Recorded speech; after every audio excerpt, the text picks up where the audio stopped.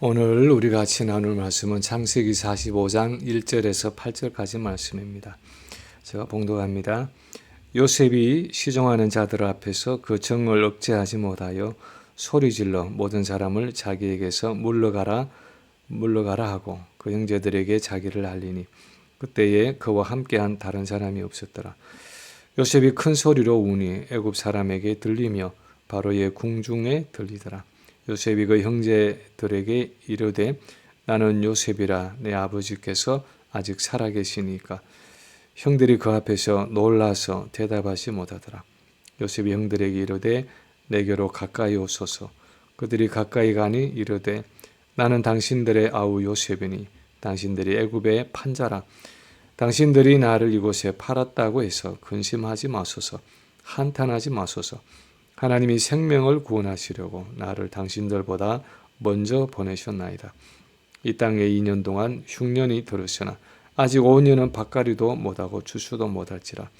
하나님이 큰 구원으로 당신들의 생명을 보존하고 당신들의 후손을 세상에 두시려고 나를 당신들보다 먼저 보내셨나니 그런즉 나를 이리로 보낸 이는 당신들이 아니요 하나님이시라.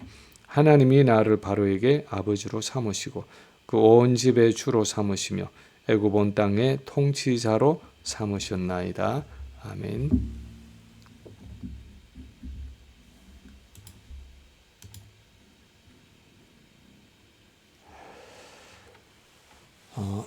요셉에 대한 큐티를 해가면서 놀라게 되는 그 사실 중에 하나는 17살의 그 예민한 청소년기에 형들의 손에 인신매매를 당해서 이방 땅 애굽의 노예로 팔려가서 억울하게 감옥살이까지 한 그 요셉이 어떻게 그 많은 고난과 역경 가운데서도 상처와 선뿌리로 얼룩진 어두운 인격이 아니라 그렇게 훌륭한 믿음의 인물로 성장해 갈 수 있었는가 하는 의문입니다. 요즘 주변에서 보는 많은 총기 사건과 참 극심한 범죄들을 보면 어린 시절 또는 청소년 시절에 학대를 당하고 불우한 가정에서 자란 어떤 후유증, 어떤 트라우마 때문에 정상적인 사회인으로 자라지 못하고 비뚤어진 성격과 마음의 장애를 가지고 나중에 남을 해치고 사회를 파괴하는 경우가 얼마나 많은지 모릅니다. 그래서 우리는 이 더더욱이 요셉으로 하여금 그 어려운 시절과 고난을 이겨내게 한 것이 과연 무엇일까? 무엇이 인생의 많은 고난을 견디게 하는가 하는 질문을 던져보게 됩니다. 그 질문에 대해서 그냥 요셉은 신앙이 좋았다, 그렇게 말할 수도 있겠지만 우리가 한 단계 더 깊이 물어봐야 하는 것은 요셉이 가진 신앙은 과연 어떤 신앙이었는가 하는 것입니다. 어떤 신앙을 가졌기에 그런 어려운 인생의 고난 속에서도 꿋꿋하게 그 모든 역경을 다 이겨내고 하나님의 역사를 이루는 성경의 중요한 인물로 자리매김을 할 수 있었는가 하는 질문입니다. 왜냐하면 우리 자신을 포함해서 우리 주변을 보면 나이가 50, 60, 70이 되었어도 여전히 과거의 상처를 마음에 품고 살아가는 경우가 많고 마음의 쓴뿌리를 치유하지 못해서 원망과 불평과 미움과 분노와 때로는 그 모든 것들로 인해서 우울증 속에 살아가는 경우도 많기 때문입니다. 그런데 도대체 요셉은 어떤 믿음을 가지고 있었기에 그런 성숙한 삶을 살아갈 수 있었는가 하는 것입니다. 오늘 본문은 우리에게 요셉의 그 믿음의 핵심을 보여주는 구절입니다. 그래서 이 본문을 통해서 요셉의 믿음의 특징을 몇 가지 살펴보기를 원합니다. 첫째로 요셉은 자기 인생을 섭리하시는 주권적인 하나님의 손길을 믿고 있었습니다. 요셉은 자기 인생을 주도하시고 섭리하시는 아주 세밀하게 인도하시는 그 하나님의 주권적인 손길을 믿었습니다. 오늘 본문은 곡식을 사러 애굽으로 내려온 그 형들에게 이제 요셉이 드디어 자기 자신을 드러내는 장면을 기록하고 있습니다. 베냐민만 노예로 남기고 나머지 형제들은 돌아가려고 풀어주었는데도 유다는 동생 베냐민을 대신해서 자기가 노예로 대신 남겠다고 나서는 그 모습 속에서 이전과는 달라진 그 형제들의 모습을 보면서 요셉이 격한 감정을 참지 못하고 형제들에게 자기가 바로 형들이 애굽의 노예로 팔았던 요셉이라고 고백을 합니다. 그러면서 요셉이 형들에게 하는 그 말들을 가만히 살펴보면 그는 그 어떤 것보다도 지금까지 자기 과거의 인생 속에 하나님의 주권적인 섭리가 있었던 것을 고백하고 있습니다. 5절에 보면 당신들이 나를 이곳에 팔았다고 해서 근심하지 마소서, 한탄하지 마소서. 하나님이 생명을 구원하시려고 나를 당신들보다 먼저 보내셨나이다 하고 말하고 있고 7절에서도 하나님이 큰 구원으로 당신들의 생명을 보존하고 당신들의 후손을 세상에 두시려고 나를 당신들보다 먼저 보내셨나니 하고 말하고 있고 8절에서도 그런즉 나를 이리로 보낸 이는 당신들이 아니요 하나님이시라 하고 말하고 있습니다. 이 짧은 본문 속에 하나님이라는 단어가 얼마나 자주 나오는지 모릅니다. 사실은 이때뿐 아니었습니다. 그렇게 억울하게 애굽에 와서도 요셉은 항상 자기의 삶 속에 하나님의 주권적인 손길이 역사하고 있다는 사실을 믿고 의식하고 있었습니다. 예를 들어서 보디발의 아내가 요셉을 유혹할 때 내가 어찌 이 큰 악을 행하여 하나님께 죄를 지으리까 하고 그의 손길을 뿌리치고 있고 감옥에서 술 맡은 관원장이 꿈을 꾸고 그 뜻을 몰라서 괴로워하고 있을 때 해석은 하나님께 있지 아니하나이까 청하건대 내게 이르소서 하고 말하고 있습니다. 나중에 바로의 꿈을 해몽하기 위해서 왕 앞에 섰을 때도 내가 아니라 하나님께서 바로에게 편안한 대답을 하시리이다 하고 말하고 있습니다. 요셉은 무엇을 하든지 언약 백성인 자기의 삶에 항상 하나님이 함께 하시고 자기의 삶을 주관하시고 아주 작은 일에까지 하나님이 친히 간섭하시고 섭리하시고 인도하신다는 사실을 믿고 있었습니다. 아마도 요셉은 아버지 야곱으로부터 언약 백성의 이런 삶에 대해서 많이 들었을 것입니다. 야곱 자신이 베델에서 하나님을 만나고 나서 자기 삶에 하나님이 그렇게 가까이 계신 줄 미처 몰랐다고 고백하는 장면.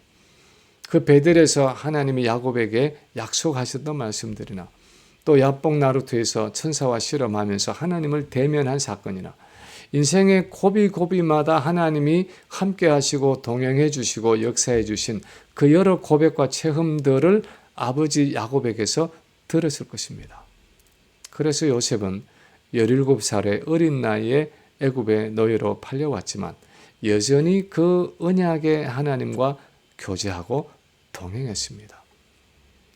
요셉이 애굽에서 노예 생활을 하면서 그 모든 고난과 역경을 이겨낼 수 있었던 것은 그의 인생 속에는 하나님의 분명하신 주권과 세밀한 섭리가 있다는 사실을 분명히 알았기 때문이었습니다. 우리가 우리의 지난 삶을 돌아보면서 우리의 지난 날을 바라보면서 내 삶을 해석해야 하는 가장 중요한 관점 중에 하나는 언약 백성인 나의 삶에 하나님이 항상 함께 하시고 내 모든 삶을 주관하시고 섭리해 오셨다 하는 사실입니다.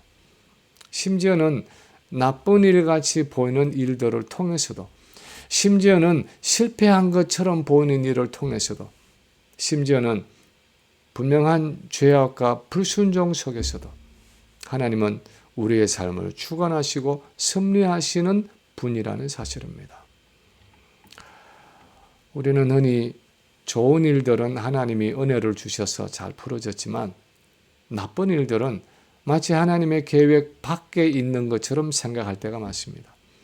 그것은 사단의 역사로 이루어졌거나 하나님이 모르는 중에 마치 하나님의 실수로 이루어진 것처럼 생각할 때가 많습니다.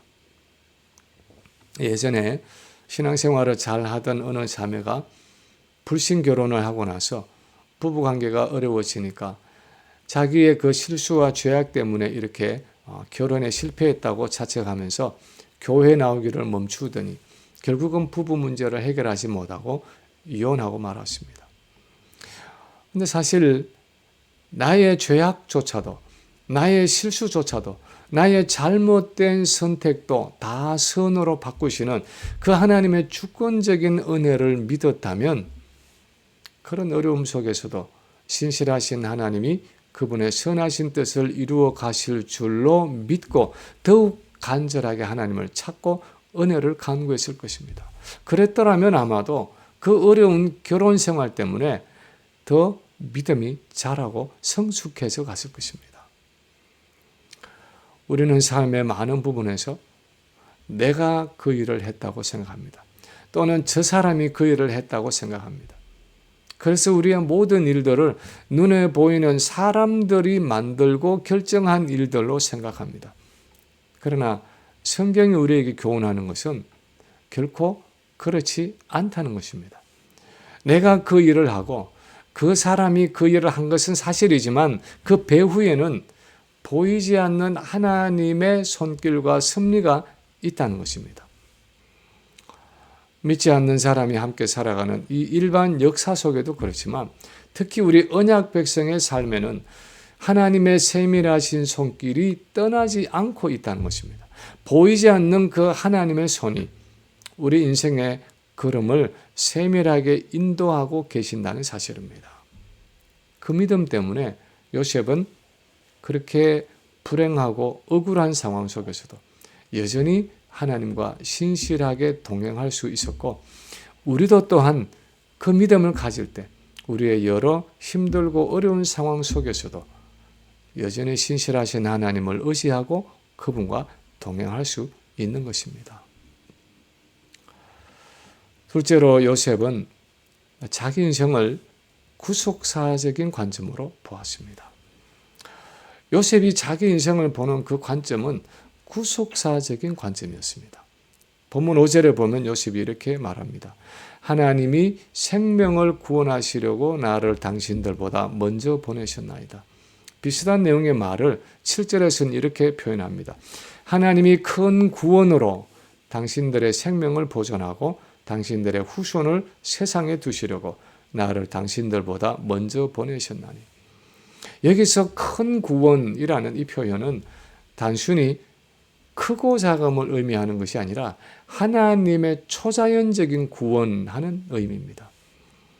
당신들의 후손이라는 말은 단순히 형제들의 그 자손, 조카들이나 그 후손을 의미하는 말이 아니라 언약 백성으로서 하나님의 구원 역사를 이루어가는 그 후손들을 의미합니다. 그래서 영어 번역을 보면 descendants라는 단어를 쓰지 않고 remnants, 즉 남은 자라는 단어를 쓰고 있습니다. 이 remnants, 남은 자라는 용어는 하나님이 그분의 구원 역사를 이루어가기 위해서 마지막까지 보존하시는 그의 택한 백성들을 의미합니다. 온 세상의 기근 가운데서도 하나님이 그분의 구속사를 이루어가기 위한 그 남은 자들의 생명을 보존하시기 위해서 하나님이 요셉을 형들보다 앞서서 이 애굽에 보내어서 이 날을 준비하게 하셨다는 것입니다.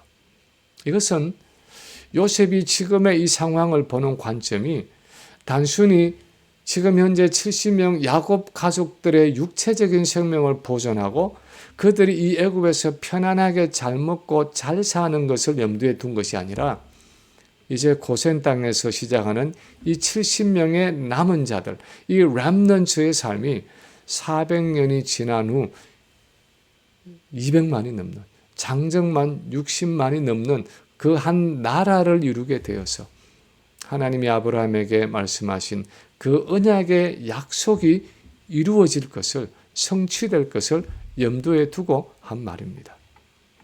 나중에 요셉이 세상을 떠나면서 하는 유언을 보면 요셉이 이런 관점이 더욱 뚜렷하게 나타납니다.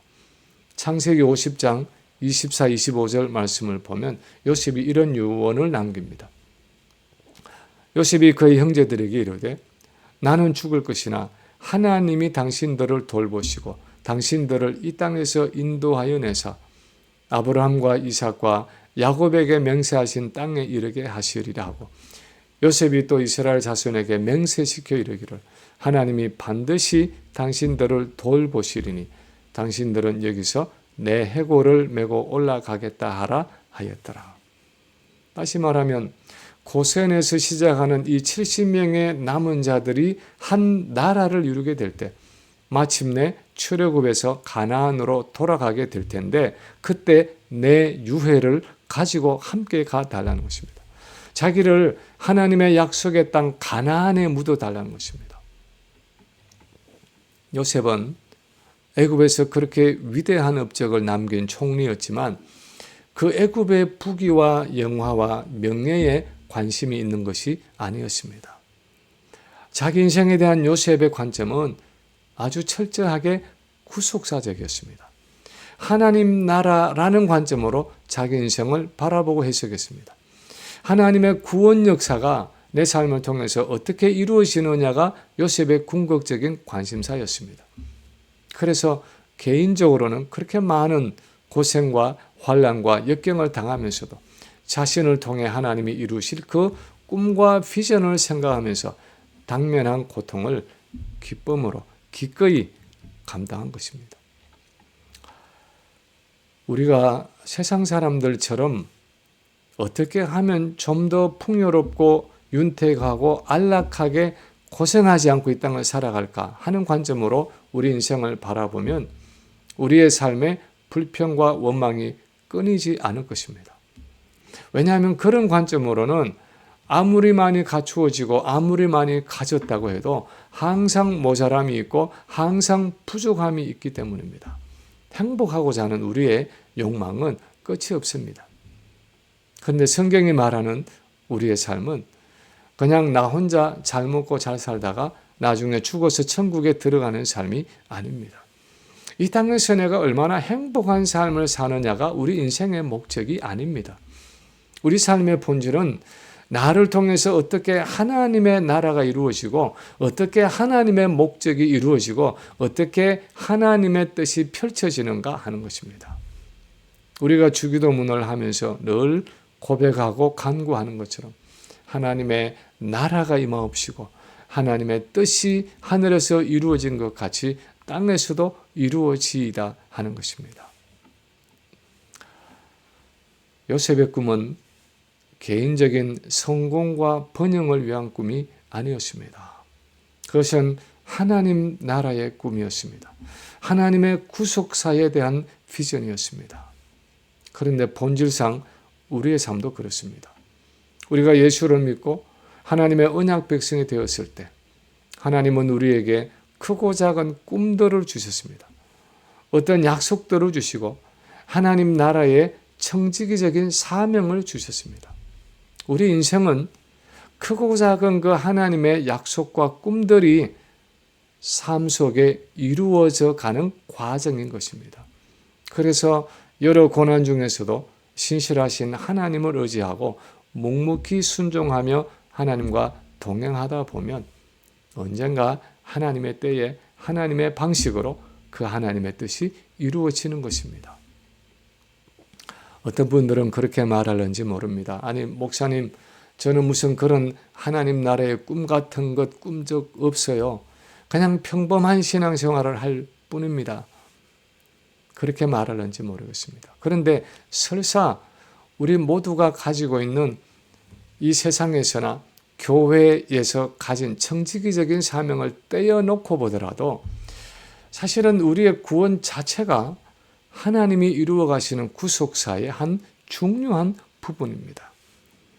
로마서 8장 29절에서 하나님이 미리 아신 자들을 또한 그 아들의 형상을 본받게 하기 위하여 미리 정하셨으니 하는 말씀처럼 하나님은 우리를 그 아들 예수 그리스도의 성품을 본받게 하기 위해서 우리를 구원하기로 예정하시고 그리스도인으로 부르셨습니다. 그리고 우리가 예수님의 그 온전한 성품을 가질 수 있도록 끊임없이 순종의 사람으로 빚어가시는 것입니다. 그것을 위해서 고난을 주시고 역경을 주십니다. 육체적인 질병도 주시고 사고도 주시고 인간관계에 어려움도 주십니다. 부부관계의 갈등도 주시고 자녀들과의 어려움도 주십니다. 여러 종류의 환난과 역경을 통해서 우리의 완전한 구원을 이루어 가시는 것 자체가 바로 하나님의 구속사의 한 부분입니다. 그래서 우리는 우리의 모든 삶을 그 관점으로 바라보고 내 인생의 모든 사건들과 사람들의 배후에서 이 일을 이루어 가시는 그 하나님의 손길을 볼 수 있어야 하는 것입니다. 한 2, 3일 전에 어떤 분이 큐티 묵상의 짧은 글을 보내주셨는데 거기에 이렇게 써져 있었습니다. 나에게 고통을 주는 사람은 나를 훈련시키는 사람입니다. 사람은 믿음의 대상이 아니라 사랑의 대상입니다. 내게 고통을 주는 사람은 하나님이 나를 훈련시키기 위해서 보낸 사람이라는 의미입니다. 보이지 않는 하나님이 그 보이는 사람의 뒤에 서 계셔서 그 사람을 통해서 끊임없이 나를 훈련하시고 그 어떤 억울하고 원통한 상황에서도 하나님께 의지하는 순종의 사람으로 나를 만들어 가신다는 것입니다. 세뮤얼 러더포드가 망치와 줄과 용광로의 하나님이라는 표현을 썼듯이 마치 나를 끊임없이 내리치는 망치와 같이 나를 계속해서 갈아대는 줄과 같이 나를 뜨겁게 달구는 용광로와 같이 가장 가까이 있는 나의 배우자, 나의 자녀, 나의 직장 동료, 나의 이웃을 통해서 여러 어려운 환경들을 통해서 하나님은 나를 연단하시고 훈련하시는 것입니다. 그때 우리는 우리 모든 일의 배후에 계시는 그 망치와 줄과 용광로의 주인이 되시는 신실하신 하나님, 사랑의 하나님을 의지하고 겸손하게 인내하면서 그 연단을 잘 견디고 이겨내어야 한다는 것입니다. 그것이 그 어려운 고난을 통과한 요셉의 관점이었고 또 우리의 관점이 되어야 한다는 것입니다. 마지막으로 그래서 요셉은 자기 인생의 사람이나 사건들에 대해서 원망하거나 불평하지 않았습니다. 요셉은 자기 인생 속에 부딪힌 그 사람들이나 사건들에 대해서 원망하거나 불평하지 않은 것을 볼 수 있습니다. 5절에 보면 요셉이 형들에게 이렇게 말합니다. 당신들이 나를 이곳에 팔았다고 해서 근심하지 마소서, 한탄하지 마소서. 8절에도 보면 나를 이리로 보낸 이는 당신들이 아니요 하나님이시라. 창세기 50장 19절에서 21절에 보면 요셉이 형들에게 이렇게 말합니다. 두려워 마소서. 내가 하나님을 대신하리까. 당신들은 나를 해하려 하였으나 하나님은 그것을 선으로 바꾸사 오늘과 같이 많은 백성의 생명을 구원하게 하시려 하셨나니 당신들은 두려워 마소서. 요셉은 형들에게 그들이 요셉에게 한 악행에 대해서 두려워하거나 근심하거나 한탄하지 말라고 합니다. 왜냐하면 그들은 요셉을 해하려고 했지만 결과적으로는 하나님의 손에 쓰임을 받은 도구였기 때문에 그들의 죄악과 잘못조차도 궁극적으로는 하나님의 주권과 섭리 안에 있었다는 것입니다. 요셉 개인적으로는 많은 고통을 당했지만 그것은 하나님의 뜻을 이루고 하나님의 나라를 세우는 과정이었기 때문에 궁극적으로는 그에게 유익이 되었다는 것입니다. 우리는 지금 내게 고난을 주고 고통을 주는 그 사람이나 사건에 대해서 모든 것을 다 알지는 못합니다. 그 속에 있는 하나님의 뜻을 다 이해하지 못할 수 있습니다. 그러나 그럼에도 불구하고 신실하신 하나님을 신뢰함으로 그것을 감사함으로 받아들이고 수용할 때 그 사람이나 환경을 감사함으로 받아들이고 자족할 때 우리를 향하신 하나님의 선하신 뜻이 이루어지는 것입니다. 그때는 내게 적대적인 환경이나 그 사람이 더 이상 나의 적이 아니라 나의 친구가 되고 나의 선생이 되고 나의 은인이 되는 것입니다. 우리는 많은 경우에 내 주변의 사람들을 가해자와 피해자의 관계로 생각합니다. 특히 저 사람은 나의 가해자이고 나는 피해자라고 생각합니다. 때로는 내가 가해자이고 저 사람이 피해자일 수도 있는데 우리는 원래 자기중심적이기 때문에 그렇게 생각하지 않습니다. 대체로 내가 피해자라고만 생각합니다.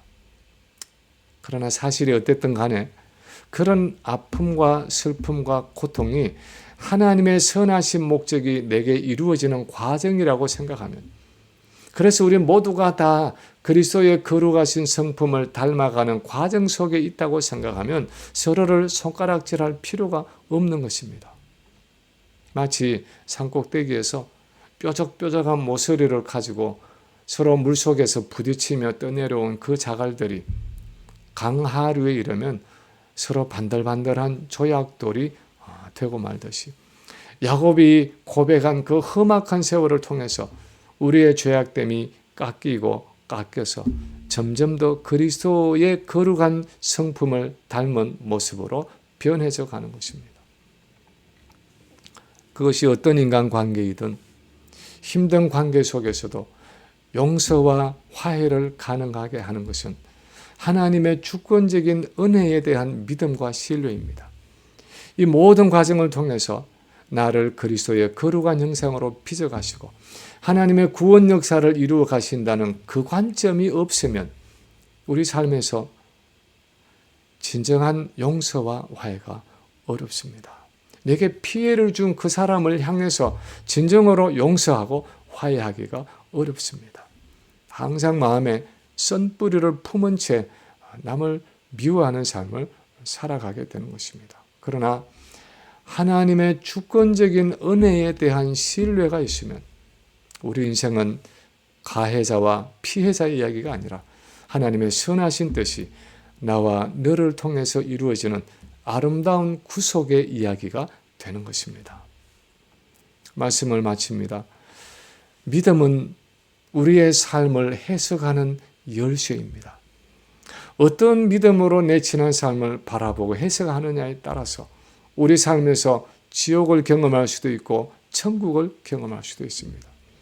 요셉은 그 지옥같이 억울하고 힘든 상황 속에서도 매일 하나님과 동행하며 천국을 경험하는 삶을 살았습니다. 어떻게 그렇게 할 수 있었습니까? 그는 자기 삶 속에 역사하시는 하나님의 주권적인 손길을 보았습니다. 그리고 자기 삶을 단순한 행불행이 아니라 구속사적인 관점, 하나님 나라의 관점으로 보았습니다. 그래서 내게 해를 준 사람들을 다 용서하고 포용할 수 있었습니다. 오히려 그들에게 감사하고 은혜를 베풀었습니다. 우리는 내 주변의 사람들과 환경들을 어떻게 보고 있습니까? 요셉과 같은 믿음의 관점으로 바라보고 있습니까? 바라기는 내 삶 속에 있는 주권적인 하나님의 은혜를 신뢰하고 감사함으로 모든 역경과 환난을 통해 오히려 하나님 앞으로 더 가까이 나아가는, 감사함으로 하나님께 더 가까이 나아가는 우리 모든 성도들이 되시기를 주님의 이름으로 간절히 축원합니다.